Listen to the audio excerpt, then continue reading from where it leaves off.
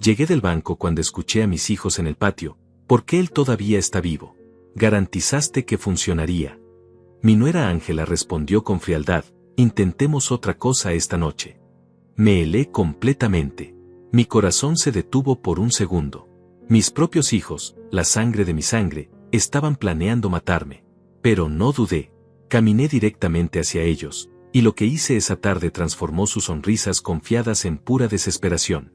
Soy Antonio, tengo 71 años, y hasta ese momento había sido solo un padre viudo que creía haber criado hijos decentes.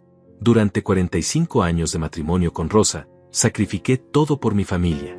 Trabajé dobles turnos en la fábrica textil, me perdí cumpleaños, vacaciones, noches de sueño, todo para que Eduardo y Jorge tuvieran una vida mejor que la mía. Cuando Rosa murió hace 3 meses, pensé que al menos tendría el apoyo de mis hijos en mi vejez. ¡Qué ingenuo fui! Mi rutina había sido la misma durante décadas. Me levantaba a las 5:30 de la mañana, preparaba café en la vieja cafetera que Rosa me regaló en nuestro 10º aniversario, y revisaba las facturas que siempre llegaban puntualmente. Vivía con $150 semanales de pensión, una cantidad que apenas me alcanzaba para los medicamentos, la comida básica y los servicios de la casa. Pero nunca me quejé. Había aprendido a vivir con poco, a estirar cada dólar como si fuera de goma. La casa donde vivía era la misma que habíamos comprado Rosa y yo cuando Eduardo tenía 5 años y Jorge apenas 3. Una construcción sencilla de 2 pisos, con paredes color crema que ya necesitaban una mano de pintura, un jardín pequeño donde Rosa cultivaba sus rosas rojas, y un patio trasero donde los niños solían jugar fútbol hasta que oscurecía. En la sala, sobre una mesa de madera gastada, mantenía las fotografías familiares, nuestra boda, los primeros pasos de los niños, graduaciones, navidades. Recuerdos de cuando éramos felices. Después del funeral de Rosa, Eduardo y Jorge comenzaron a visitarme con más frecuencia. Al principio pensé que era genuina preocupación filial. Papá, no puedes seguir viviendo solo aquí, me decían. Esta casa es muy grande para ti. Ángela, siempre con su sonrisa perfecta y sus vestidos elegantes color verde esmeralda, asentía y agregaba, deberías considerar un hogar de ancianos. Hay lugares muy bonitos donde estarías mejor cuidado. Pero yo me resistía. Esta casa era todo lo que me quedaba de Rosa, cada rincón tenía su esencia. El dormitorio donde habíamos compartido miles de noches, la cocina donde ella preparaba mis comidas favoritas, incluso el baño donde guardaba su perfume que aún no me atrevía a tirar. No podía abandonar estos recuerdos por comodidad ajena. Esa mañana, como todos los viernes, había caminado las 6 cuadras hasta el banco del barrio. Era mi ritual semanal, retirar mis $150, comprar pan fresco en la panadería de Don Miguel, algunas verduras en el mercado, y regresar a casa antes del mediodía. El cajero, un joven llamado Carlos que ya me conocía, siempre me saludaba con respeto. Buenos días, señor Antonio. Su pensión está lista.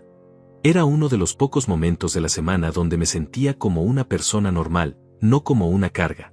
Al regresar a casa, noté que el portón de metal estaba entreabierto. Eso era extraño porque siempre lo mantenía cerrado con llave. Eduardo y Jorge estaban en el patio trasero junto con Ángela. Hablaban en susurros, pero sus voces llegaron hasta mí con una claridad que me heló la sangre. Este veneno debería haber funcionado ya, decía Jorge con irritación evidente. Han pasado 2 semanas y el viejo sigue como si nada. Eduardo respondió, mamá nos dejó todas estas deudas del hospital, los gastos del funeral, y él sigue aquí gastando lo poco que queda de la herencia. Ángela, con esa voz dulce que siempre usaba conmigo, agregó algo que me partió el alma, si no funciona esta noche, tendremos que ser más directos. No podemos seguir esperando. La casa vale mucho dinero y necesitamos venderla pronto. Jorge asintió, tienes razón. Ya hablé con el agente inmobiliario. Dice que podemos obtener al menos $200,000 por esta propiedad. Mis rodillas casi cedieron. No era solo que quisieran matarme, ya tenían todo calculado. Mi muerte era simplemente un obstáculo en su plan de negocio. La casa donde había criado a mis hijos, donde había amado a mi esposa, donde tenía 40 años de recuerdos, era solo una cifra en dólares para ellos. Pero en lugar de colapsar, algo dentro de mí se endureció como el acero que solía trabajar en la fábrica. Una rabia fría, calculadora, que nunca antes había sentido. Respiré profundo, ajusté la correa de mi viejo maletín de cuero, y caminé directamente hacia ellos con la determinación de un hombre que ya no tiene nada que perder. Buenas tardes, les dije con una calma que ni yo mismo reconocí. Los tres se giraron hacia mí como si hubieran visto un fantasma. Jorge se puso pálido, Eduardo comenzó a tartamudear algo incoherente, y Ángela me miró con esos ojos que ahora veía tal como eran, fríos y calculadores. Papá, balbuceó Eduardo, no te escuchamos llegar. Evidentemente, respondí, manteniendo mi voz serena mientras mi corazón golpeaba como un tambor de guerra. ¿De qué estaban hablando?, pregunté, aunque ya conocía cada palabra venenosa que habían pronunciado. Jorge intercambió una mirada nerviosa con su hermano antes de responder, de nada importante, papá. Solo, cosas de la familia. Ángela, recuperando su compostura, añadió con esa sonrisa falsa que ahora me resultaba repugnante, estábamos preocupados por ti, suegro. Has estado muy desanimado últimamente. La hipocresía de sus palabras me quemó por dentro. Allí estaban, planeando mi muerte, y tenían el descaro de fingir preocupación. Pero decidí seguirles el juego. Si querían actuar, yo también podía hacerlo. ¡Qué considerados!, dije, sentándome en la vieja silla de jardín donde Rosa solía tomar el sol por las tardes. Díganme, ¿qué tipo de preocupación exactamente? Eduardo se aclaró la garganta, claramente incómodo. Bueno, papá, es que vivir solo aquí no es saludable para ti. Desde que mamá murió, has estado muy deteriorado. La palabra me golpeó como una bofetada. Deteriorado. Así me veían, como un objeto roto que necesitaba ser desechado. Deteriorado, repetí lentamente, saboreando la crueldad de la palabra. Interesante elección de término, Eduardo. Jorge intervino rápidamente, lo que Eduardo quiere decir es que nos preocupa tu bienestar. Esta casa es muy grande, muy costosa de mantener. Quizás sería mejor si consideraras mudarte a un lugar más apropiado para tu edad. Ángela asintió vigorosamente, y por primera vez noté lo depredadora que se veía cuando creía tener ventaja. Hay residencias geriátricas excelentes en la ciudad. Lugares donde tendrías compañía, cuidado médico, actividades. Serías mucho más feliz. Sus palabras goteaban falsa compasión, pero sus ojos brillaban con la avaricia de quien ya había contado el dinero de mi muerte. Me recliné en la silla y los observé en silencio durante un largo momento. Era fascinante ver cómo la culpa y la ansiedad jugaban en sus rostros. Jorge se pasaba la mano por el cabello constantemente, Eduardo no podía mantener contacto visual, y Ángela apretaba los puños hasta que sus nudillos se pusieron blancos. ¿Saben qué es lo más doloroso de todo esto?, les pregunté finalmente. Los tres se tensaron, esperando mi respuesta. No es saber que quieren matarme. Es darme cuenta de que nunca les importé realmente. Las palabras salieron con una tranquilidad que me sorprendió a mí mismo. Eduardo abrió la boca para protestar, pero lo detuve con un gesto. No me insulten con negaciones. Los escuché claramente. Veneno, ¿verdad? ¿En mi comida? ¿En mi medicamento? Debo felicitarlos por su creatividad. La sangre se drenó completamente de sus rostros. Jorge fue el primero en intentar salvarse. Papá, no es lo que piensas. Estábamos hablando de las ratas en el sótano. Sí, eso es. Compramos veneno para ratas y no ha funcionado. La mentira era tan patética que casi me dio risa. ¿Ratas?, repetí con una sonrisa que no llegó a mis ojos. ¿Las ratas se llaman Antonio ahora? Las ratas dejan herencias de $200,000. El silencio que siguió fue ensordecedor. Habían quedado completamente expuestos. Ángela intentó un último recurso de manipulación. Suegro, creo que está confundido. A su edad, es normal que la mente juegue trucos. Quizás se escuchó mal. Pero su voz tembló al final, traicionando su desesperación. Me puse de pie lentamente, sintiendo por primera vez en meses una fuerza que creía perdida. Mi mente está perfectamente clara, Ángela. Tan clara que puedo ver exactamente quiénes son ustedes tres. Caminé hacia la casa, deteniéndome en la puerta. ¿Y saben qué es lo más irónico de todo esto? Se giraron hacia mí, colgando de mis palabras como condenados esperando sentencia. Que están tan desesperados por mi dinero que nunca se molestaron en averiguar cuánto realmente tengo. Sus expresiones de confusión me dieron una satisfacción que no había sentido en años. Esa noche, cuando finalmente se fueron con excusas torpes y promesas de hablar más tarde, me senté en la cocina con una taza de té caliente entre mis manos temblorosas. Por primera vez desde el funeral de Rosa, no me sentía completamente solo. Tenía algo por lo que vivir, demostrarles que habían subestimado gravemente al viejo al que querían eliminar. Fui a mi dormitorio y abrí el viejo armario donde Rosa guardaba sus vestidos más elegantes. En el fondo, detrás de una caja de zapatos que no había tocado en años, estaba el sobre amarillo que había recibido una semana después del funeral. Lo había guardado allí sin abrirlo, demasiado sumido en mi dolor para procesar más papeles legales. Pero ahora, con las manos aún temblando por la traición que había descubierto, rompí el sello con cuidado. Dentro había una carta del abogado de mi tío Elías, el hermano mayor de mi padre, quien había muerto sin hijos en Argentina hacía 2 meses. La carta explicaba que, siendo su único pariente vivo, había heredado su propiedad, una estancia de 500 hectáreas en las afueras de Buenos Aires, además de cuentas bancarias que sumaban casi $500,000. Me senté en el borde de la cama, leyendo y releyendo esas cifras increíbles. $500,000. Una fortuna que mis hijos no sabían que existía, mientras planeaban matarme por una casa que valía 200,000. La ironía era tan brutal que no sabía si reír o llorar. Esa madrugada, mientras mis asesinos dormían tranquilamente en sus camas, yo permanecí despierto planeando algo que nunca había imaginado hacer, mi venganza. No sería ruidosa ni violenta como ellos habían planeado la mía. Sería silenciosa, meticulosa y absolutamente devastadora. Por primera vez en 3 meses, sonreí genuinamente. Mis queridos hijos habían despertado algo en mí que creían muerto. Pero estaban muy equivocados. Antonio no había muerto con Rosa. Solo había estado durmiendo. Y ahora, finalmente, había despertado. Los siguientes días fueron los más extraños de mi vida. Mis hijos comenzaron a visitarme con una frecuencia sospechosa, siempre con sonrisas forzadas y una amabilidad que me revolvía el estómago. Eduardo aparecía cada mañana con pan fresco y café, fingiendo ser el hijo devoto que nunca había sido. Jorge llegaba por las tardes con flores para alegrar la casa, como si las rosas marchitas de Rosa pudieran ser reemplazadas por su culpa barata. Y Ángela, esa víbora vestida de nuera perfecta, traía guisos caseros que olían deliciosos pero que yo no me atrevía a probar. «Papá, tienes que comer más», me decía Eduardo mientras colocaba un plato humeante frente a mí. «Estás muy delgado». Sus ojos brillaban con una preocupación tan falsa que me daban náuseas.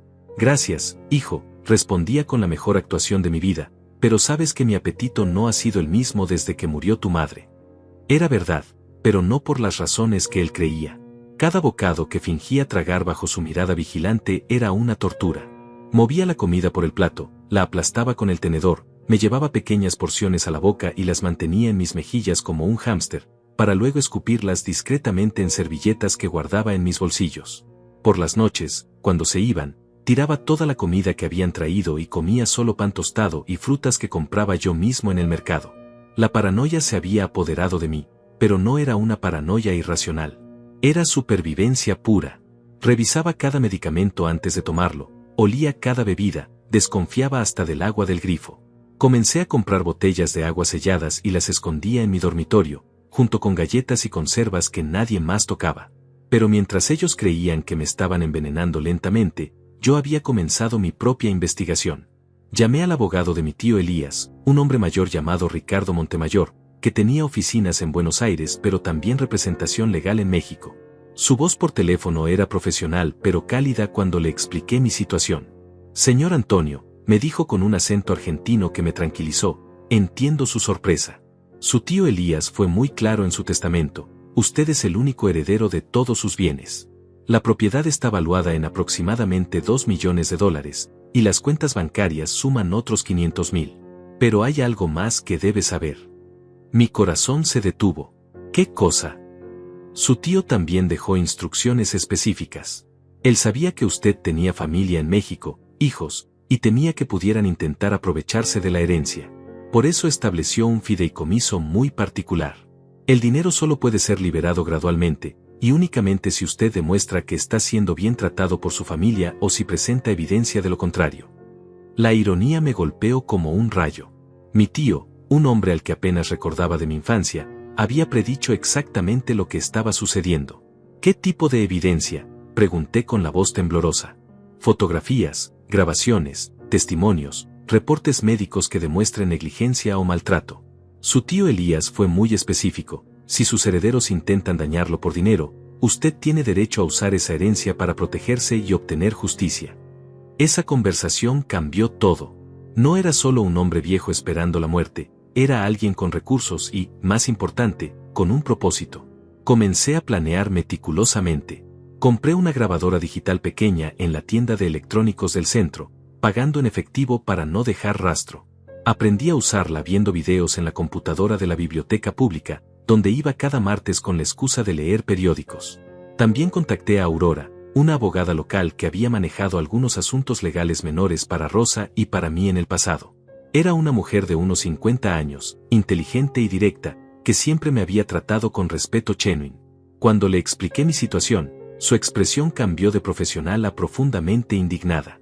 Don Antonio, me dijo apretando los puños, lo que me está contando es intento de asesinato. Podríamos llamar a la policía ahora mismo. Pero yo la detuve con un gesto. No quiero que vayan a prisión, le dije, sorprendiéndome a mí mismo con esa verdad. Son mis hijos, Aurora. Solo quiero que entiendan lo que han hecho, que sientan aunque sea una fracción del dolor que me han causado.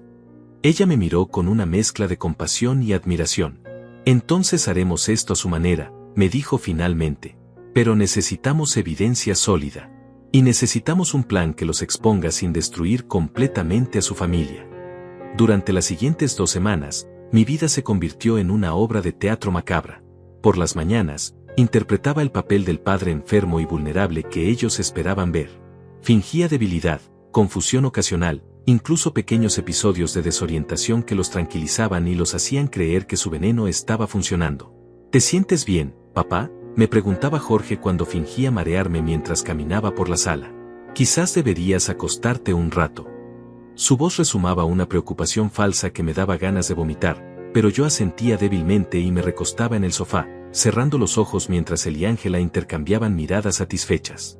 Pero por las tardes, cuando se iban, me transformaba en un detective privado. Grabé cada conversación sospechosa, documenté cada visita, cada plato de comida que traían, cada pregunta sobre mi testamento o mis finanzas. La grabadora se había convertido en mi mejor amiga, capturando cada palabra incriminatoria que pronunciaban cuando creían que no podía escucharlos. Una tarde, fingiendo estar dormido en mi silla, escuché la conversación más reveladora hasta ese momento. Eduardo hablaba por teléfono con alguien, probablemente el agente inmobiliario que habían mencionado antes. Sí, la casa estará disponible muy pronto, decía con una crueldad casual que me heló la sangre. Mi padre digamos que su salud está declinando rápidamente. Probablemente será cuestión de semanas, máximo un mes. Hubo una pausa mientras la otra persona hablaba. ¿250,000? Perfecto. Manténgala reservada para nosotros. Ángela, que estaba lavando los platos que yo había fingido usar, agregó sin voltear, deberíamos empezar a empacar sus cosas. Hay mucha basura sentimental que podríamos tirar antes de poner la casa en venta. Se refería a las fotografías de Rosa, a nuestros recuerdos, a 40 años de vida compartida como si fueran desechos. Jorge asintió desde su posición junto a la ventana. Ya hablé con la funeraria. Tendrán todo listo cuando llegue el momento. Cremación simple, nada elaborado. Con lo que gastamos en el funeral de mamá, no podemos permitirnos otro espectáculo. La palabra espectáculo me partió el corazón. Así veían la muerte de su madre, como un gasto innecesario. Y así verían la mía también, como un trámite molesto antes de cobrar su premio. Pero la conversación que realmente selló su destino vino 2 días después. Estaba en mi dormitorio, supuestamente descansando, cuando los escuché en la cocina discutiendo los detalles finales de mi asesinato. El arsénico no está funcionando lo suficientemente rápido, decía Ángela con frustración clínica. He estado poniéndolo en su comida durante 3 semanas y apenas se ve un poco más débil. Mi sangre se convirtió en hielo. Arsénico. Estaban usando arsénico. Eduardo respondió, quizás necesitamos aumentar la dosis. O cambiar el método. Su voz era tan casual como si estuvieran discutiendo el clima. No, intervino Jorge. Es demasiado riesgoso. Si alguien hace una autopsia y encuentra niveles altos de arsénico, podrían sospechar. Había pensado en todo, el maldito. Ángela suspiró audiblemente. Entonces, ¿qué sugieres? No podemos esperar para siempre. Las deudas del hospital siguen acumulándose, y necesitamos ese dinero de la casa ahora. Hay otras formas, dijo Eduardo con una frialdad que nunca había escuchado en la voz de mi hijo. Un accidente. Las escaleras son empinadas, él está débil. Una caída podría verse muy natural. Me quedé paralizado en mi cama, grabando cada palabra mientras planeaban convertir las escaleras donde había cargado a mis hijos cuando eran pequeños en el instrumento de mi muerte. Esa noche, cuando finalmente se fueron, me senté en la cocina con todas las grabaciones, las fotografías que había tomado discretamente y los documentos de mi herencia. Ya no se trataba solo de supervivencia. Se trataba de justicia. Y ellos no tenían idea de lo que se les venía encima. La llamada que cambiaría todo llegó en una mañana gris de martes. Aurora me contactó con una noticia que hizo que mi plan de venganza tomara una dimensión que ni siquiera había imaginado. Don Antonio, me dijo con una emoción contenida en su voz, necesita venir a mi oficina inmediatamente. Tengo información sobre sus hijos que va a cambiar todo. Llegué a su despacho una hora después, caminando lentamente para mantener mi actuación de hombre enfermo. Aurora me recibió con una expresión que mezclaba indignación y determinación. Sobre su escritorio había varios documentos esparcidos y una computadora portátil abierta. Don Antonio, lo que voy a mostrarle va a dolerle, pero necesita saberlo, comenzó, señalando la pantalla. Después de nuestra última conversación, decidí investigar un poco más a fondo las finanzas de Eduardo y Jorge. Y lo que encontré es perturbador. Me senté frente a ella, preparándome mentalmente para lo que vendría. ¿Qué descubrió? Aurora giró la pantalla hacia mí. Eduardo tiene deudas de juego por más de $100,000. Debe dinero a prestamistas que no son exactamente conocidos por su paciencia. Jorge, por su parte, invirtió los ahorros familiares en un negocio fraudulento y perdió todo. Están financieramente desesperados, don Antonio. No es solo codicia, están al borde de la ruina. Las cifras en la pantalla bailaron frente a mis ojos. $100,000 en deudas de juego. Todo explicaba tanto, las visitas constantes, la urgencia en sus voces, la desesperación mal disimulada. No eran solo hijos codiciosos, eran hombres ahogándose que veían mi muerte como su única tabla de salvación. Hay más, continuó Aurora, cambiando a otra pantalla. Ángela ha estado contactando agentes inmobiliarios durante las últimas 6 semanas, no solo para vender su casa, sino también para tasar esta propiedad. Incluso ha solicitado préstamos usando la casa como garantía, asumiendo que pronto será suya. La traición se profundizaba con cada revelación. ¿Cómo consiguió toda esta información?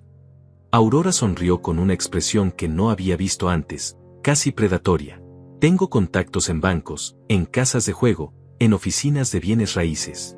Cuando le conté a algunos colegas lo que estaba pasando, todos quisieron ayudar. Nadie tolera el maltrato hacia los ancianos, don Antonio. Tiene más aliados de los que imagina. Me recliné en la silla, procesando la magnitud de lo que acababa de aprender. Mis hijos no solo querían matarme, ya habían gastado mentalmente mi dinero. Ya habían planeado cada detalle de sus vidas después de mi muerte. Era como si yo ya fuera un fantasma para ellos. ¿Qué sugiere que hagamos con esta información?, pregunté, aunque ya tenía algunas ideas propias. Aurora se inclinó hacia adelante, sus ojos brillando con determinación. Vamos a usar su herencia de una manera que su tío Elías habría aprobado completamente. Vamos a comprar sus deudas. La simplicidad y brillantez del plan me dejó sin aliento. Comprar sus deudas. Exactamente. Las deudas de juego de Eduardo, las inversiones fallidas de Jorge, incluso los préstamos que Ángela ha solicitado. Todo tiene un precio, y siempre hay alguien dispuesto a vender. Cuando usted sea el dueño de sus deudas, tendrá control total sobre sus vidas. La ironía era perfecta. Mientras ellos planeaban heredar mi dinero, yo usaría mi verdadera herencia para convertirme en su acreedor. ¿Cuánto costaría? Aurora consultó sus notas. Las deudas de Eduardo podrían comprarse por unos $70,000. Los prestamistas estarían felices de recuperar esa cantidad y transferir el problema a alguien más. Las inversiones de Jorge son más complicadas, pero por unos $50,000 podríamos adquirir los contratos y las obligaciones restantes. Hizo una pausa, calculando. En total, menos de $150,000 para tener control financiero absoluto sobre sus vidas. Era menos de un tercio de mi herencia líquida. Hágalo, le dije sin hesitación. Los siguientes días fueron una vorágine de actividad legal y financiera. Aurora trabajó con una eficiencia que me impresionó, contactando a prestamistas, comprando contratos de deuda, estableciendo sociedades anónimas para ocultar mi identidad en las transacciones. Mientras tanto, yo continué mi actuación en casa, fingiendo deteriorarme gradualmente bajo los ojos vigilantes de mis asesinos. Eduardo llegaba cada mañana más nervioso que el anterior. ¿Cómo te sientes hoy, papá?, me preguntaba con una ansiedad que ahora entendía completamente. No era preocupación por mi bienestar, era desesperación por acelerar mi muerte. Sus acreedores estaban presionando, y cada día que yo seguía vivo era un día más cerca de consecuencias que probablemente incluían violencia física. Me siento muy débil, hijo, le respondía con voz temblorosa. Anoche apenas pude dormir. Sus ojos se iluminaban con una esperanza macabra cada vez que fingía síntomas nuevos. Jorge había comenzado a traer medicamentos que, según él, me ayudarían con diversos malestares. Esto es para la presión arterial, papá, me decía entregándome pastillas que yo fingía tragar pero luego escupía. Y esto para ayudarte a dormir mejor. Todo lo que traía iba directamente al análisis que Aurora había organizado con un laboratorio privado. Arsénico, sedantes, incluso pequeñas cantidades de anticoagulantes. Estaban probando diferentes métodos de asesinato como científicos perversos. Ángela se había vuelto especialmente solícita, apareciendo con comidas elaboradas que olían deliciosas pero que ocultaban cócteles letales. Suegro querido, me decía con esa voz melosa que ahora me revolvía el estómago, le traje su sopa favorita de pollo. Pero las pruebas de laboratorio revelaron que su sopa favorita contenía suficiente veneno para matar a un caballo. La fase más satisfactoria del plan comenzó exactamente 2 semanas después de mi reunión con Aurora. Ella me llamó esa mañana con noticias que me hicieron sonreír por primera vez en meses. Don Antonio, oficialmente somos los nuevos acreedores de sus hijos. Eduardo nos debe $75,000, Jorge $52,000, y Ángela tiene préstamos pendientes por $30,000. Legalmente, podemos exigir el pago inmediato o ejecutar las garantías que han puesto. ¿Qué tipo de garantías? La casa de Eduardo, el auto de Jorge, y Ángela usó su negocio de costura como garantía para varios préstamos pequeños. En total, podemos arruinarlos completamente si no pagan. Su voz tenía una satisfacción profesional que me contagió. Perfecto, pero no quiero arruinarlos, todavía. Quiero que sientan la presión gradualmente, como ellos me han estado matando gradualmente. Durante la siguiente semana, mis hijos comenzaron a recibir llamadas de sus nuevos acreedores. Llamadas educadas pero firmes, recordándoles sus obligaciones financieras. Eduardo respondía con promesas nerviosas de pago pronto, Jorge intentaba negociar extensiones, y Ángela simplemente colgaba el teléfono con creciente desesperación. Pero lo que realmente disfruté fue verlos interactuar conmigo durante este periodo. Su actuación se volvió aún más exagerada, más desesperada. Eduardo me traía flores todos los días, Jorge insistía en ayudarme con tareas que podía hacer perfectamente solo, y Ángela prácticamente me rogaba que comiera sus comidas envenenadas. Papá, realmente deberías comer más, me suplicaba Eduardo mientras yo fingía picotear un guiso que sabía a metal y productos químicos. Necesitas mantener tu fuerza. La ironía de sus palabras me provocaba una risa interna que tenía que contener con todas mis fuerzas. Una tarde, mientras fingía dormir una siesta, los escuché en el patio discutiendo su situación financiera deteriorante. No entiendo qué está pasando, decía Jorge con pánico evidente en su voz. Ayer me llamaron 3 acreedores diferentes. Todos quieren el pago completo inmediatamente. Eduardo sonaba igualmente desesperado. A mí también. Y no son los prestamistas originales. Alguien compró mis deudas y ahora están presionando de manera diferente, más profesional. Ángela, siempre la más práctica del grupo, fue directa al grano. Entonces necesitamos acelerar el plan. Ya no podemos esperar a que el veneno funcione lentamente. Necesitamos ese dinero de la casa ahora, esta semana. Sus palabras me confirmaron lo que ya sabía, mi muerte se había convertido en su única esperanza de supervivencia financiera.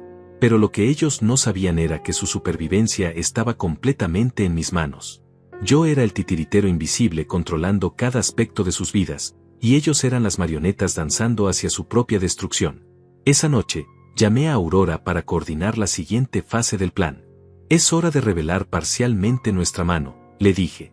Quiero que sepan que tienen un nuevo acreedor, pero aún no quiero que sepan quién soy. ¿Está seguro, don Antonio? Una vez que empecemos esta fase, no habrá vuelta atrás.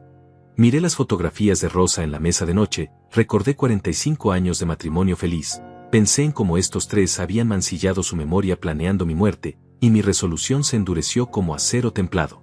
Estoy completamente seguro, Aurora. Es hora de que mis queridos hijos conozcan el miedo real.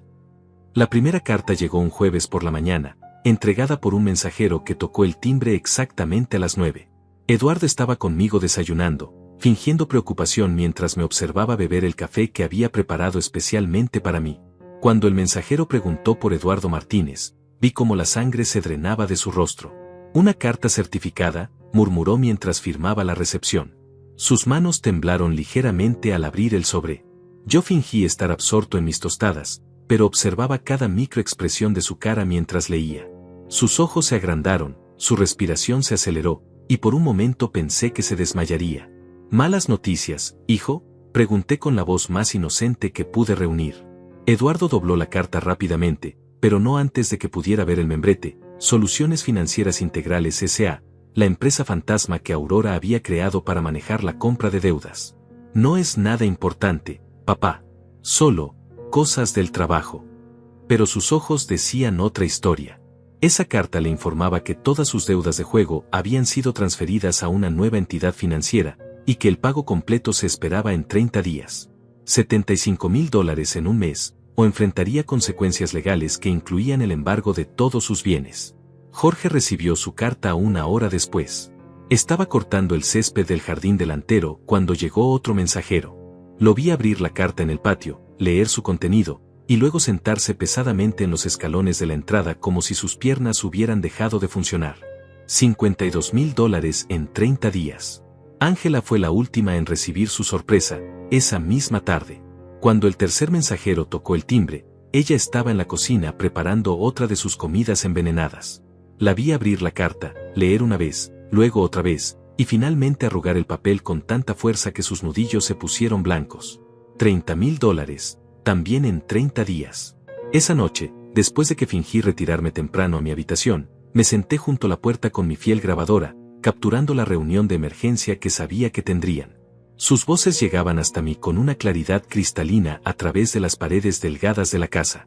«¿Cómo es posible que las 3 deudas hayan sido vendidas al mismo tiempo?», preguntaba Ángela con una histeria mal contenida.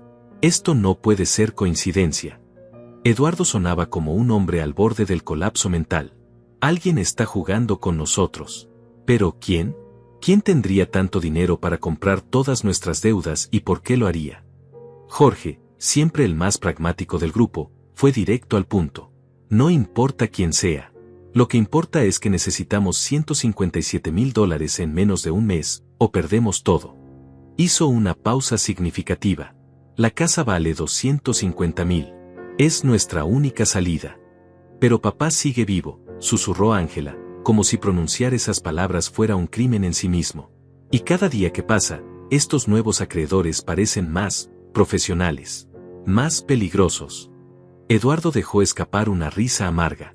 ¿Más peligrosos que perder nuestras casas? ¿Más peligrosos que tener que explicar a prestamistas ilegales por qué no podemos pagar? Ángela, si no conseguimos ese dinero, estaremos viviendo en la calle antes de Navidad. Las siguientes 2 semanas fueron un espectáculo fascinante de deterioro humano. Mis 3 asesinos comenzaron a desmoronarse de maneras que jamás había imaginado. Eduardo desarrolló un tic nervioso en el ojo izquierdo que se intensificaba cada vez que sonaba el teléfono. Jorge comenzó a beber, algo que nunca había hecho en exceso, y ahora podía oler el alcohol en su aliento desde la mañana. Ángela se volvió frenética, limpiando obsesivamente la casa, como si el orden externo pudiera controlar el caos interno de sus vidas.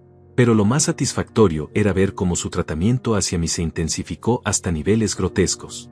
Eduardo me traía el desayuno a la cama cada mañana, con sonrisas tan forzadas que parecían máscaras de terror.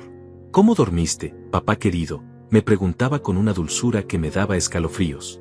Jorge había comenzado a ofrecerse para todo: lavar mi ropa, limpiar mi habitación, incluso cortarme las uñas. «Déjame ayudarte con eso, papá», insistía con una desesperación que rayaba en lo patético. «No quiero que te lastimes».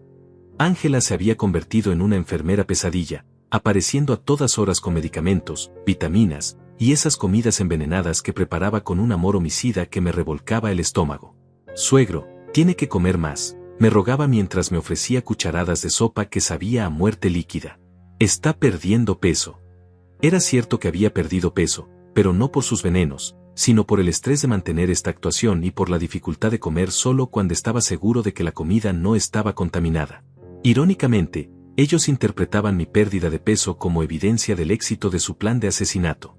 Una noche, fingiendo estar en un sueño profundo, escuché la conversación que confirmaría la fase final de mi venganza. Estaban en la cocina, y sus voces tenían una cualidad desesperada que no había escuchado antes.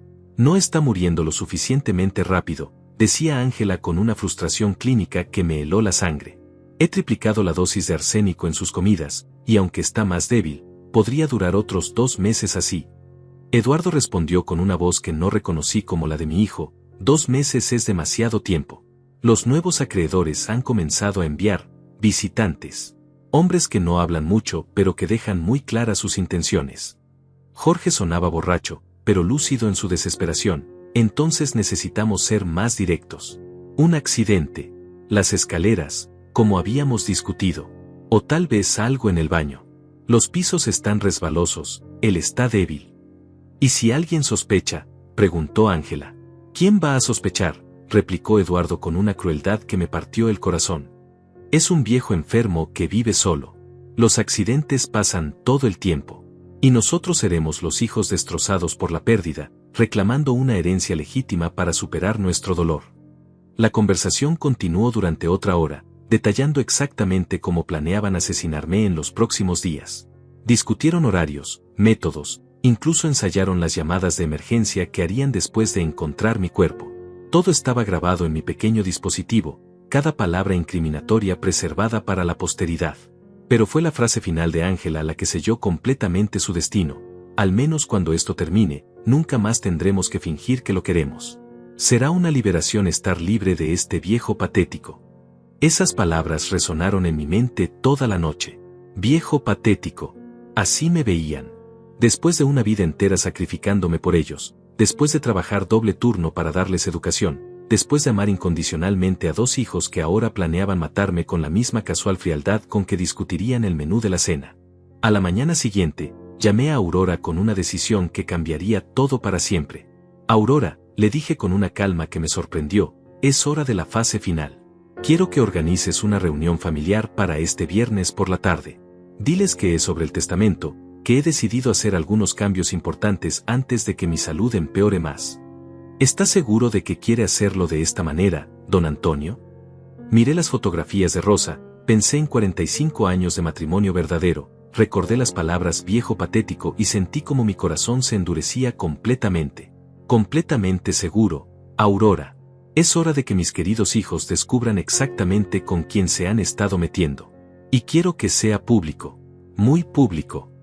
Mientras colgaba el teléfono, pude escuchar a Eduardo en el piso de abajo, probablemente agregando otra dosis de arsénico a mi café matutino. Pero esta vez, por primera vez en semanas, sonreí genuinamente. Muy pronto, él descubriría que había estado envenenando al hombre que controlaba completamente su futuro.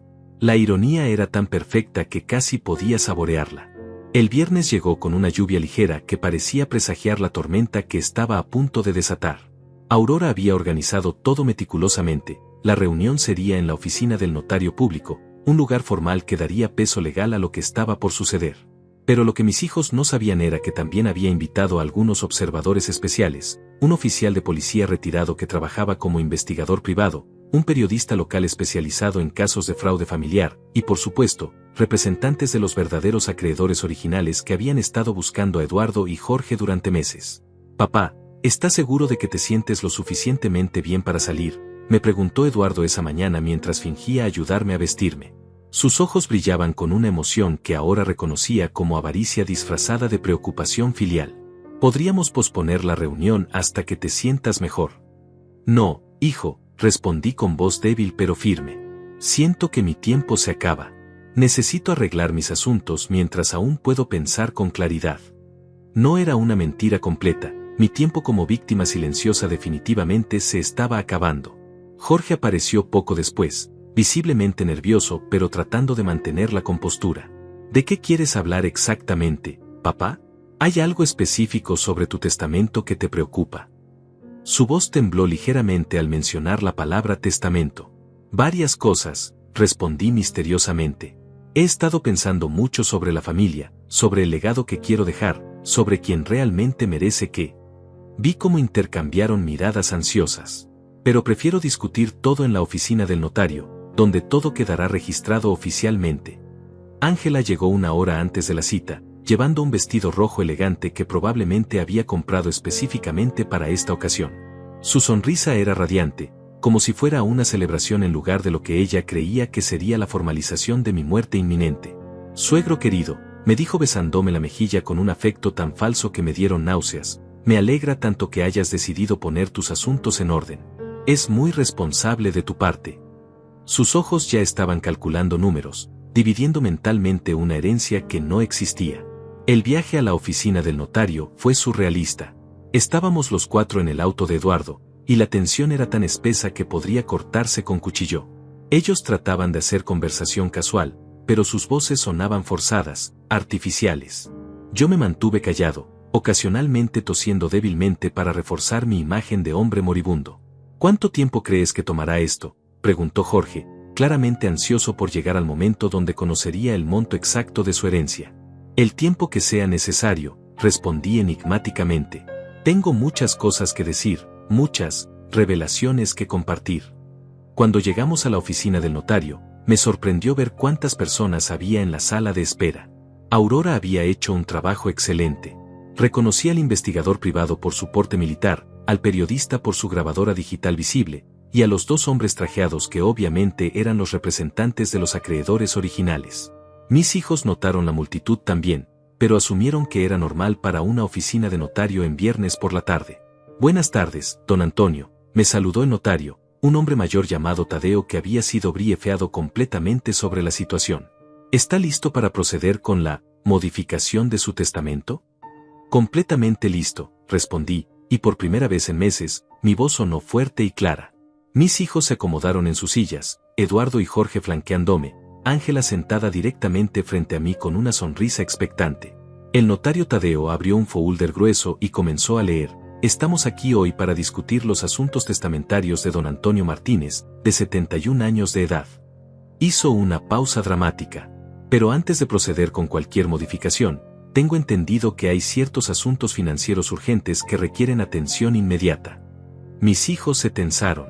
Eduardo fue el primero en hablar. ¿Asuntos financieros? No entiendo. Aurora se puso de pie desde el fondo de la sala, y pude ver cómo los ojos de mis hijos se agrandaron al reconocerla. Permítanme explicar, dijo con una voz profesional que cortaba el aire como una espada. Soy Aurora Mendoza, abogada de Soluciones Financieras Integrales S.A. Creo que ustedes han recibido correspondencia nuestra recientemente. El color se drenó completamente de sus rostros. Jorge comenzó a tartamudear. ¿Ustedes? Soy la representante legal de la empresa que compró todas sus deudas, continuó Aurora implacablemente. Eduardo, usted nos debe $75,000. Jorge, $52,000. Y Ángela, $30,000. Cada cifra cayó sobre ellos como una bomba. Pero eso es imposible, protestó Ángela, su voz subiendo una octava. ¿Cómo pueden haber comprado deudas de 3 personas diferentes? ¿Quién tiene ese tipo de dinero? Aurora sonrió, y fue una sonrisa que me llenó de orgullo. Excelente pregunta, señora Ángela. La respuesta está sentada justo frente a usted. Todos los ojos se volvieron hacia mí, y por primera vez en meses, dejé que mi verdadera personalidad brillara a través de la máscara de enfermedad que había estado usando. Me enderecé en mi silla, mi voz se volvió clara y fuerte, y miré directamente a los ojos de cada uno de mis hijos asesinos. Sorpresa, dije con una calma que contrastaba dramáticamente con sus expresiones de horror creciente. Eduardo fue el primero en encontrar su voz. Papá, ¿qué está pasando? No entiendo. Oh, creo que entiendes perfectamente, hijo, respondí, saboreando cada palabra. Entiendes que han estado tratando de matarme durante las últimas 6 semanas. Entiendes que han estado envenenando mi comida con arsénico. Entiendes que han estado planeando hacerme accidentar en las escaleras de mi propia casa. El silencio que siguió fue absoluto. Podría haber escuchado caer un alfiler. Sus rostros pasaron por un espectro completo de emociones: shock, negación, terror, y finalmente, una comprensión horrible de que habían sido completamente descubiertos. Jorge intentó una negación débil. Papá, no sé de qué estás hablando. Nunca. Nunca qué, Jorge, lo interrumpí, señalando hacia la grabadora que Aurora había colocado sobre la mesa del notario. ¿Nunca dijiste que necesitábamos ser más directos? ¿Nunca discutiste con tu hermano la mejor manera de simular un accidente fatal? ¿Nunca llamaste a una funeraria para preorganizar mi cremación? Sus ojos se fijaron en la grabadora como si fuera una serpiente venenosa. Esto es una trampa, murmuró. No, Jorge, dije levantándome lentamente de mi silla, sintiendo una fuerza que no había experimentado en años. Esto es justicia. Aurora abrió otro folder y comenzó a distribuir documentos. Para su información, caballeros y señora, tengo aquí copias de todas las transacciones financieras, grabaciones de audio de sus conversaciones incriminatorias, análisis de laboratorio de las comidas que prepararon para don Antonio, y testimonios de múltiples testigos sobre su comportamiento sospechoso. Ángela finalmente explotó. Esto es ridículo. Usted es un viejo enfermo que está perdiendo la razón. Nadie va a creer estas acusaciones absurdas. Me acerqué a ella lentamente, y pude ver cómo se encogía en su silla a medida que me aproximaba. ¿Enfermo, Ángela? ¿Perdiendo la razón? Saqué de mi bolsillo un frasco pequeño lleno de pastillas. ¿Te refieres a estas vitaminas que me trajiste ayer? ¿Las mismas que contienen suficiente arsénico para matar a un caballo según el análisis de laboratorio? Arrojé el frasco sobre la mesa, donde aterrizó con un sonido que resonó por toda la habitación. ¿O tal vez te refieres a la deliciosa sopa de pollo que preparaste anteayer? ¿La que contenía anticoagulantes que habrían causado que me desangrara internamente? Eduardo intentó ponerse de pie, pero el investigador privado, un hombre corpulento llamado Elías, le puso una mano firme en el hombro. Creo que sería mejor que permaneciera sentado, señor Eduardo, le dijo con una voz que no admitía discusión. Verán, continué, disfrutando cada segundo de su terror creciente, mientras ustedes creían que me estaban matando lentamente, yo estaba documentando cada uno de sus crímenes.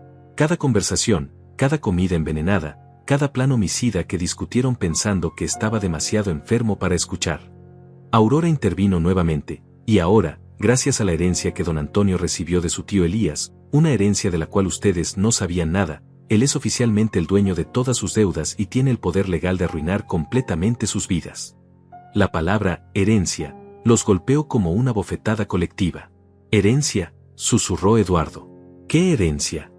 Sonreí, y fue la sonrisa más genuina que había tenido en años. $500,000 en efectivo, Eduardo. Más una propiedad en Argentina valorada en 2 millones. Todo perfectamente legal, todo completamente mío, y todo absolutamente fuera de su alcance. Jorge fue el primero en colapsar completamente. Se desplomó en su silla como si alguien hubiera cortado los hilos que lo mantenían erguido, y comenzó a sollozar de una manera que habría resultado patética si no hubiera estado planeando mi muerte apenas días antes. $500,000, repetía entre lágrimas. Todo este tiempo. Eduardo intentó mantener algún vestigio de dignidad, pero su voz temblaba incontrolablemente cuando habló.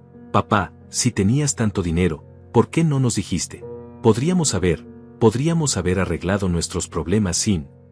¿Sin qué, Eduardo? Lo interrumpí con una frialdad que me sorprendió incluso a mí. ¿Sin intentar asesinarme? ¿Sin envenenar mi comida durante 6 semanas? ¿Sin planear empujarme por las escaleras? Me incliné hacia él hasta que nuestros rostros estuvieron a centímetros de distancia. ¿Realmente crees que después de todo lo que han hecho, todavía merecen explicaciones? Ángela había permanecido en silencio, pero ahora estalló con una furia que reveló su verdadera naturaleza. Esto es una estupidez. Usted es un viejo manipulador y vengativo. Nos tendió una trampa desde el principio. Aurora se acercó a ella con una expresión que podría haber congelado el infierno. Señora Ángela, permítame aclarar algo fundamental aquí. Nadie les tendió una trampa. Ustedes eligieron libremente intentar asesinar a un anciano por dinero. Don Antonio simplemente documentó sus crímenes y tomó medidas para protegerse. El periodista, quien había estado grabando silenciosamente desde el fondo de la sala, se acercó con su cámara. Don Antonio, ¿podría contarnos cómo se sintió al descubrir que sus propios hijos estaban tratando de matarlo? Por primera vez en meses, no tuve que actuar. Las emociones que surgieron fueron completamente genuinas: dolor, traición, decepción, pero también una extraña sensación de liberación. Imagine por un momento, le dije al periodista mientras miraba directamente a mis hijos, que dedica toda su vida a criar y amar a 2 personas. Imagine que sacrifica todo, tiempo, dinero, sueños, oportunidades, para darles la mejor vida posible. Y luego imagine descubrir que esas mismas personas lo ven solo como un obstáculo financiero que debe ser eliminado. Eduardo intentó interrumpir. Papá, nunca quisimos. Silencio, rugí con una voz que no había usado en décadas. El volumen de mi grito hizo que todos en la habitación se sobresaltaran. Por 6 semanas me forcé a permanecer callado mientras ustedes me envenenaban. Por 6 semanas fingí debilidad mientras ustedes planeaban mi muerte. Ahora es mi turno de hablar, y ustedes van a escuchar cada palabra. Me puse de pie y comencé a caminar alrededor de la mesa donde estaban sentados, como un depredador acechando a sus presas. ¿Quieren saber qué fue lo más doloroso de todo esto? No fue el arsénico que Ángela ponía en mi comida cada día. No fueron los sedantes que Jorge mezclaba en mis medicamentos. No fue siquiera escucharlos planear cómo simular mi accidente. Hice una pausa dramática, dejando que la tensión se construyera. Lo más doloroso fue darme cuenta de que su madre murió creyendo que había criado buenos hijos. Rosa se fue de este mundo pensando que ustedes me cuidarían, que me amarían, que honrarían la familia que construimos juntos durante 45 años. Jorge sollozó más fuerte al escuchar el nombre de su madre. Papá, por favor. Su madre está muerta, continué implacablemente, pero yo tengo que vivir con el conocimiento de que ustedes no sintieron ni una pizca de dolor genuino en su funeral. Solo calcularon cuánto dinero podrían obtener una vez que yo también estuviera muerto. Elías, el investigador privado, se acercó con una carpeta gruesa. Don Antonio, ¿le gustaría que leyéramos algunas de las conversaciones que grabó? Para que quede registro público de exactamente qué tipo de personas son sus hijos. Asentí, aunque parte de mí se retraía ante la idea de que el mundo entero escuchara las palabras venenosas de mis propios hijos. Aurora tomó la grabadora y presionó play. La calidad de audio era cristalina, y las voces de Eduardo, Jorge y Ángela llenaron la habitación con una claridad terrible. Este veneno debería haber funcionado ya, sonaba la voz de Ángela a través del altavoz pequeño. Han pasado 2 semanas y el viejo sigue como si nada. Mamá nos dejó todas estas deudas del hospital, los gastos del funeral, y él sigue aquí gastando lo poco que queda de la herencia. Se escuchó la voz de Eduardo con una frialdad que hizo que varias personas en la habitación inhalaran bruscamente. El periodista escribía furiosamente mientras la grabación continuaba. Los representantes de los acreedores originales tomaban notas detalladas, probablemente para sus propios casos legales. Pero lo que más me satisfacía era ver las caras de mis hijos mientras escuchaban sus propias palabras resonando por la habitación. Cuando llegó la parte donde discutían los detalles específicos de cómo matarme, Jorge vomitó. Literalmente vomitó en el piso de la oficina del notario, el contenido de su estómago mezclándose con las lágrimas que no podía controlar. Eduardo se había puesto gris como ceniza, y Ángela temblaba tan violentamente que la silla crujía bajo su peso. Por favor, apáguela, suplicó Eduardo con una voz quebrada. Ya entendimos el punto. ¿El punto?, repetí con incredulidad. Eduardo, el punto no es que entiendan que fueron descubiertos. El punto es que durante 6 semanas planearon sistemáticamente mi asesinato, y la única razón por la que no lo lograron fue porque fui más inteligente que ustedes. Aurora pausó la grabación y tomó el control de la situación. Ahora que todos hemos escuchado la evidencia, procedamos con las consecuencias legales. Abrió otro folder. Eduardo, Jorge y Ángela, ustedes tienen 2 opciones. Primera opción, enfrentan cargos criminales por intento de asesinato, conspiración para cometer homicidio y envenenamiento. Con la evidencia que tenemos, están mirando sentencias de prisión de entre 15 y 25 años cada uno. Sus rostros se pusieron aún más pálidos, algo que no había creído posible. ¿Cuál es la segunda opción?, preguntó Jorge con voz temblorosa.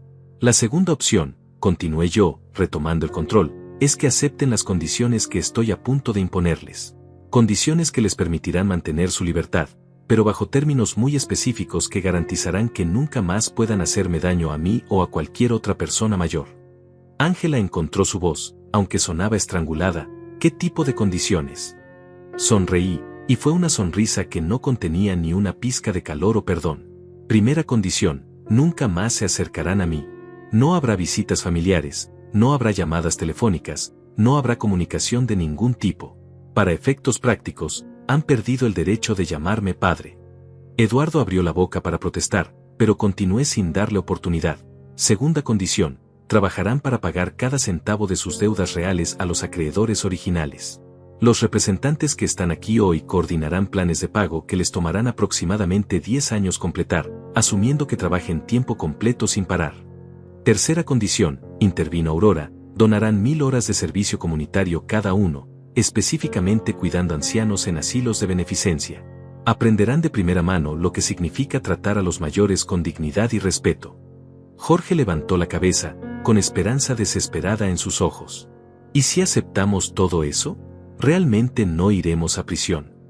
Me acerqué a él hasta quedar directamente frente a su silla. Si aceptan estas condiciones y las cumplen fielmente durante los próximos 10 años, los cargos criminales serán suspendidos.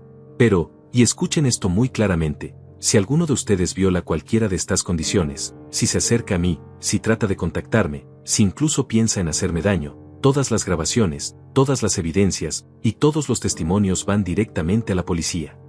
Y don Antonio, agregó el notario Tadeo, ¿qué pasa con su testamento original? Me enderecé, sintiendo más fuerte y más vivo de lo que me había sentido en años. Mi testamento original queda oficialmente anulado. Estos 3 individuos han perdido cualquier derecho a mi herencia. Cuando muera, de muerte natural, en muchos años, todo mi dinero irá a organizaciones benéficas que protegen a adultos mayores del abuso familiar. El silencio que siguió fue absoluto y definitivo. Mis exhijos se miraron entre ellos, probablemente comunicándose telepáticamente sobre cuál era su mejor opción. Pero realmente no tenían elección, y todos lo sabíamos. Eduardo fue el primero en quebrar. Con lágrimas genuinas rodando por sus mejillas, se arrodilló frente a mi silla en una posición que habría sido conmovedora si no hubiera estado tratando de matarme apenas días antes. Papá, por favor, murmuró con una voz que apenas reconocí como la de mi hijo mayor. Sé que no merecemos perdón.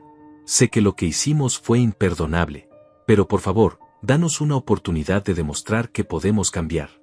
Por un momento, solo por un momento, mi corazón de padre se ablandó.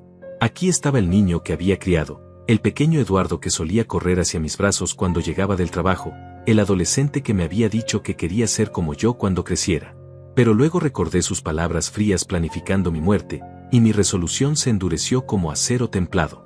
Eduardo, le dije con una voz que mantenía cuidadosamente neutral, la oportunidad que estoy ofreciendo es más de lo que ustedes me dieron a mí.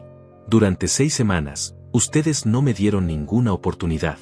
Me condenaron a muerte sin juicio, sin defensa, sin siquiera la cortesía de una explicación. Jorge también se arrodilló, sus sollozos ahora incontrolables. Papá, estábamos desesperados.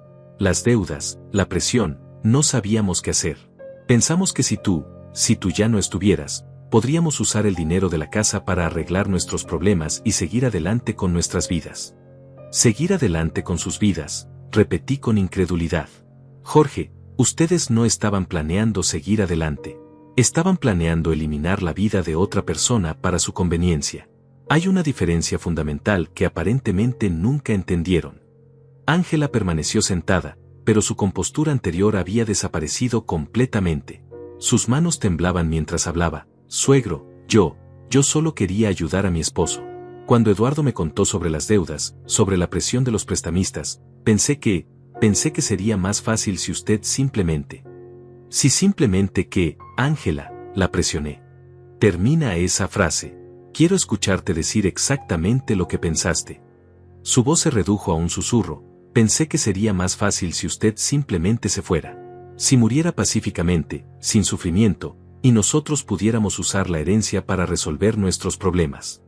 El periodista había dejado de escribir y simplemente observaba con fascinación morbosa esta confesión en tiempo real. Los representantes de los acreedores tomaban notas frenéticamente, probablemente para usar esta información en sus propios casos legales. Aurora se acercó con los documentos finales. Muy bien, necesito que cada uno de ustedes firme estos acuerdos legales. Al hacerlo, están aceptando oficialmente las condiciones que don Antonio ha establecido, y están renunciando a cualquier derecho futuro sobre su propiedad o herencia. Eduardo miró los papeles como si fueran su sentencia de muerte. ¿Y si no firmamos? Elías, el investigador privado, respondió con una sonrisa que no llegó a sus ojos. Entonces saldré de esta oficina e iré directamente a la estación de policía con todas las evidencias. En 1 hora, ustedes 3 estarán arrestados por conspiración para cometer asesinato. En 6 meses, estarán en juicio. En 1 año, estarán cumpliendo sentencias de décadas en prisión. Jorge firmó primero, sus manos temblando tanto que apenas podía sostener la pluma. Eduardo lo siguió, cada letra de su nombre pareciendo causarle dolor físico. Ángela fue la última, firmando con una resignación que había reemplazado completamente su arrogancia anterior. Perfecto, dijo Aurora, recogiendo los documentos firmados. Estos acuerdos están ahora legalmente registrados. Cualquier violación resultará en el procesamiento criminal inmediato. Me puse de pie lentamente, sintiendo el peso de 71 años pero también una vitalidad que no había experimentado en meses. Ahora, dije dirigiéndome a mis exhijos, quiero que se vayan. Salgan de esta oficina, salgan de mi vida, y comiencen el largo camino hacia convertirse en personas que su madre habría reconocido. Eduardo hizo un último intento desesperado. Papá, ¿hay alguna manera, alguna posibilidad de que algún día puedas perdonarnos? La pregunta me golpeó con una fuerza que no esperaba. Durante un momento, vi no a los adultos que habían conspirado para matarme, sino a los niños que había criado, los bebés que había consolado durante noches febriles, los pequeños que habían corrido hacia mí gritando papá, cuando llegaba a casa. Eduardo, dije finalmente, el perdón no es algo que se puede pedir. Es algo que se gana a través de años de acciones consistentes, de cambio genuino, de demostrar que has entendido realmente la magnitud de lo que hiciste. Hice una pausa, eligiendo mis palabras cuidadosamente. En 10 años, si han cumplido fielmente con todas las condiciones, si han ayudado genuinamente a otros ancianos, si han demostrado que han cambiado fundamentalmente quienes son como personas, entonces tal vez podamos hablar. No era una promesa, pero tampoco era una negación absoluta. Era lo más cerca del perdón que podía llegar en ese momento, y por la expresión en sus rostros, entendían que era más de lo que merecían. Jorge se puso de pie tambaleándose, limpiándose las lágrimas con el dorso de la mano. Papá, quiero que sepas que realmente amaba a mamá. Y que en algún momento, cuando éramos niños, realmente te amé a ti también. Sus palabras me partieron el corazón de una manera que no había anticipado. Lo sé, Jorge, respondí suavemente. Por eso esto duele tanto. Porque recuerdo a los niños que solían amarme, y esos niños habrían estado horrorizados por lo que se convirtieron los adultos. Ángela se acercó vacilante, como si no estuviera segura de si tenía derecho a hablar. Suegro, yo quería decirle que respetaba a Rosa. Ella era una buena mujer, una mujer gentil. Y estoy avergonzada de haber deshonrado su memoria con lo que hice. Era la primera cosa genuinamente humana que le había escuchado decir, y asintió levemente en reconocimiento. Rosa te tenía cariño, Ángela. Pensaba que eras buena para Eduardo. Si ella pudiera verte ahora. No terminé la frase. No necesitaba hacerlo. Uno por uno, mis exhijos salieron de la oficina del notario. Eduardo se detuvo en la puerta, volteándose para mirarme una última vez. Papá, dijo con una voz quebrada, voy a tratar de convertirme en el hombre que tú y mamá pensaron que era cuando era niño. Eso espero, Eduardo, respondí. Eso realmente espero. Cuando la puerta se cerró detrás de ellos, me quedé solo con Aurora, el notario, el investigador y el periodista. Por primera vez en 6 semanas, el silencio no se sentía amenazante. Se sentía como paz. ¿Cómo se siente, don Antonio?, preguntó el periodista, claramente preparándose para el final de su artículo.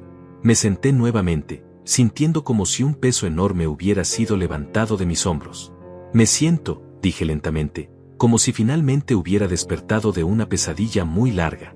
Y como si, por primera vez en meses, pudiera mirar hacia el futuro en lugar de simplemente tratar de sobrevivir el presente. Aurora se acercó y puso una mano gentil en mi hombro. ¿Qué va a hacer ahora, don Antonio? Miré por la ventana hacia la calle, donde podía ver a mis exhijos caminando lentamente hacia su auto, sus cabezas agachadas, sus vidas completamente cambiadas para siempre. Ahora, dije con una sonrisa que era completamente genuina, voy a vivir. 6 meses después de ese viernes transformador en la oficina del notario, mi vida había cambiado de maneras que nunca habría imaginado posibles. Me mudé de la casa donde había criado a mis hijos, no porque me obligaran, sino porque cada habitación estaba llena de recuerdos que ahora tenían un sabor amargo. Compré una casa más pequeña pero luminosa en el otro lado de la ciudad, con grandes ventanas que dejaban entrar el sol de la mañana y un jardín donde pude plantar nuevas rosas en honor a Rosa. Pero el cambio más significativo no fue físico, fue emocional. Por primera vez en décadas, me desperté cada mañana sin miedo. Sin miedo a ser envenenado, sin miedo a ser empujado por las escaleras, sin miedo a que mis propios hijos planearan mi muerte mientras yo dormía. Era una libertad que había olvidado que existía. Aurora se había convertido en más que mi abogada, se había vuelto una amiga genuina. Almorzábamos juntos todos los viernes, y ella me mantenía informado sobre el progreso de mis exhijos. Eduardo había conseguido trabajo en una fábrica, un trabajo honesto que pagaba poco pero que le permitía hacer pagos regulares a sus acreedores. Jorge había dejado completamente la bebida y trabajaba doble turno en un almacén, dedicando cada dólar extra al pago de sus deudas. ¿Y Ángela?, pregunté durante uno de nuestros almuerzos semanales. Aurora sonrió de una manera que había aprendido a reconocer como portadora de buenas noticias. Ángela ha sido sorprendente, don Antonio. Está trabajando en un asilo de ancianos, no solo cumpliendo sus horas de servicio comunitario, sino que solicitó horas extra. La administradora me dice que los residentes la adoran, que tiene una paciencia y gentileza genuinas con ellos. Esta noticia me llenó de una emoción compleja. Parte de mí se alegraba de que pudiera encontrar redención genuina. Otra parte se preguntaba si esa gentileza con otros ancianos era real o simplemente otra actuación. ¿Crees que es genuino el cambio? Creo, dijo Aurora después de considerar cuidadosamente su respuesta, que a veces las personas necesitan tocar fondo completamente antes de poder encontrar su humanidad real. Lo que usted hizo no solo los salvó de la prisión, los forzó a confrontar exactamente quienes se habían convertido. El periodista había publicado su artículo 3 semanas después de los eventos en la oficina del notario. El titular decía: anciano descubre plan de asesinato de sus hijos, usa herencia secreta para venganza poética. La historia se volvió viral, generando miles de comentarios y compartidas. Pero lo que más me impactó fueron las cartas que comencé a recibir. Cientos de cartas de personas mayores que habían experimentado negligencia o abuso por parte de sus familias. Ancianos que se sentían como cargas, que habían sido manipulados financieramente, que habían perdido la esperanza. Cada carta me rompía el corazón, pero también me daba un propósito que no había tenido desde la muerte de Rosa. Con la ayuda de Aurora, establecí una fundación llamada Dignidad Dorada, dedicada a proteger a adultos mayores del abuso familiar y financiero. Usé la mitad de mi herencia para financiarla, creando un fondo que proporcionaría asistencia legal gratuita, investigación privada, y refugio temporal para ancianos en situaciones peligrosas. Don Antonio, me dijo Aurora el día que firmamos los papeles de la fundación, su tío Elías estaría muy orgulloso. Esto es exactamente el tipo de justicia que él habría apoyado. La ironía no se me escapaba. El dinero que mis hijos habían codiciado tanto, el dinero por el cual habían estado dispuestos a matarme, ahora se usaba para proteger a otras personas de exactamente el tipo de abuso que ellos habían perpetrado contra mí. 6 meses después del incidente, recibí la primera carta de Eduardo. Mi primera reacción fue no abrirla. Parte del acuerdo era que no debían contactarme. Pero cuando llamé a Aurora, ella me explicó que las cartas escritas pero no enviadas eran parte de su terapia obligatoria, y que la terapeuta había decidido que esta carta particular debía ser entregada. La carta era corta, escrita a mano con una caligrafía que reconocí como la de mi hijo, pero más temblorosa de lo que recordaba. Papá, sé que no tengo derecho a llamarte así después de lo que hice. Sé que esta carta viola probablemente el espíritu de nuestro acuerdo, aunque la doctora dice que legalmente está permitida. No espero respuesta. Solo necesitaba que supieras que cada día trabajo en el asilo, veo tu cara en cada anciano que cuido. Veo el miedo en sus ojos cuando sus familias no vienen a visitarlos, y entiendo el miedo que tú debiste haber sentido cuando descubriste nuestro plan. No hay palabras para la vergüenza que siento. Mamá me había enseñado a valorar la familia por encima de todo, y yo convertí a la familia en algo monstruoso. Si pudiera cambiar lo que hice, daría cualquier cosa. Pero no puedo. Solo puedo tratar de vivir de una manera que honre la memoria de la persona que tú creías que era cuando era niño. Eduardo. Leí esa carta 5 veces antes de guardarla en mi escritorio. No respondí, porque no estaba listo, pero tampoco la tiré. Era evidencia de que tal vez, solo tal vez, algo del niño que había criado todavía existía dentro del hombre que había conspirado para matarme. Jorge también me escribió, 2 semanas después. Su carta era diferente, más directa. Papá, no voy a pedirte perdón porque no lo merezco. No voy a explicar mis acciones porque no tienen explicación. Solo quiero que sepas que he estado sobrio por 6 meses, que trabajo 16 horas al día para pagar mis deudas, y que cada noche antes de dormir, le pido a mamá que me perdone por deshonrar todo lo que ella nos enseñó. He conocido a otros hombres en terapia que han abusado de sus padres mayores, y ahora entiendo que somos una epidemia silenciosa. Estoy trabajando con un consejero para entender cómo me convertí en el tipo de persona capaz de envenenar a su propio padre. No espero que me perdones. Solo espero que sepas que el dinero nunca valió lo que perdimos. Jorge. Esa carta me hizo llorar. No lágrimas de autocompasión, sino lágrimas por los niños que había perdido y por la posibilidad, aunque remota, de que tal vez pudieran encontrar el camino de regreso a la humanidad. Ángela nunca me escribió directamente, pero Aurora me informó que había pedido específicamente trabajar con pacientes de Alzheimer en el asilo, los más vulnerables y difíciles de cuidar. Dice que quiere entender realmente lo que significa cuidar a alguien sin esperar nada a cambio, me reportó Aurora. Un año después del incidente, en el aniversario de la muerte de Rosa, hice algo que no había planeado. Fui al cementerio, no solo visitar la tumba de mi esposa, sino también a hablarle sobre todo lo que había pasado. Rosa, le dije a su lápida de mármol, nuestros hijos trataron de matarme. Pero creo que tal vez todavía hay esperanza para ellos. No sé si alguna vez podré perdonarlos completamente, pero veo señales de que tal vez están encontrando el camino de regreso a las personas que tú creías que eran. El viento susurró a través de los árboles del cementerio, y por un momento, pude jurar que sentí la presencia de Rosa, no juzgando sino simplemente acompañándome en mi dolor y mi esperanza. 2 años después, Eduardo solicitó formalmente una reunión. A través de Aurora, pidió permiso para venir a verme, no para pedir perdón sino para mostrarme algo. Después de mucha consideración, acepté. Cuando llegó a mi nueva casa, apenas lo reconocí. Había perdido peso, tenía arrugas nuevas, pero también había algo en sus ojos que no había visto en años, humildad genuina. Traía consigo una carpeta llena de cartas de los residentes del asilo donde trabajaba, testimoniando sobre su cuidado gentil y dedicado. Papá, me dijo sentándose cuidadosamente en el borde de la silla, como si no se sintiera digno de estar cómodo, no vine a pedir perdón. Vine a mostrarte que el niño que criaste todavía existe, en algún lugar profundo. Y quería agradecerte por no matarlo completamente cuando tuviste todas las razones para hacerlo. Hablamos durante 2 horas. No de perdón, no de reconciliación, sino de quienes éramos ahora, de lo que habíamos aprendido, de cómo el dolor puede transformar a las personas en direcciones completamente opuestas. Cuando se fue, no nos abrazamos. No declaramos amor paternal restaurado. Pero por primera vez en años, pude ver a mi hijo en el hombre que se alejaba de mi puerta. Hoy, a los 74 años, me despierto cada mañana en una casa llena de luz, rodeado de cartas de ancianos que han encontrado esperanza a través de mi fundación. Mis ex-hijos siguen cumpliendo sus acuerdos, trabajando honestamente, cuidando a otros ancianos, lentamente construyendo vidas que podrían, algún día, ser dignas de la mujer que los crió.